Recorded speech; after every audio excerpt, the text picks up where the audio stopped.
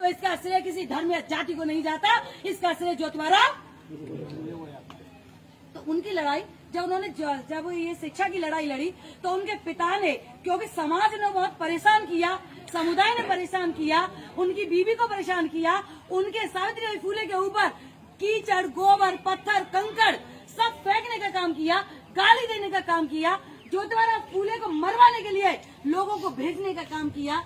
और जब उनके पिताजी इन सब बातों से परेशान हो गए, जब पंडितों ने और दबाव डाला, तो उन्होंने कहा पिताजी ने कि या तो तुम घर में रह लो, या तो घर को चुन लो, या अपना स्कूल चुन लो।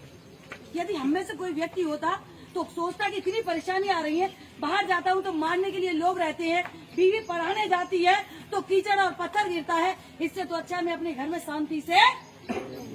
क्योंकि अगर हम जैसे होते तो हमें कोई याद ही नहीं करता, इसीलिए हम जैसे लोगों को कौन याद करता है। आज हम जिन्हें याद कर रहे हैं उन्हें इसीलिए याद कर रहे हैं क्योंकि वो हम जैसे।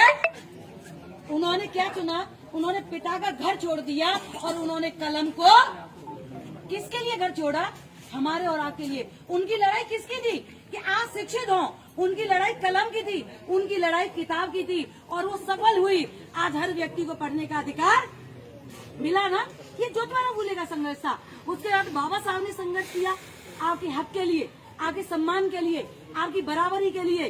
जिन लोगों के पीछे हांडी बंदी, जिनके पीछे झाड़ू और गले में हांडी बंदी रहती थी, इस धरती पे हम पैदा तो होते थे लेकिन इस धरती पे हमारा कोई भी अधिकार, मतलब इस धरती पे हमें थूकने का भी अधिकार नहीं था। यह व्यवस्था थी कि यदि थूकोगे तो इस हांडी में ही, यदि आपने जमीन पे थूक दिया तो ये जमीन अपवित्र। तो हमारा जो बाबा साहब ने मिशन और मूवमेंट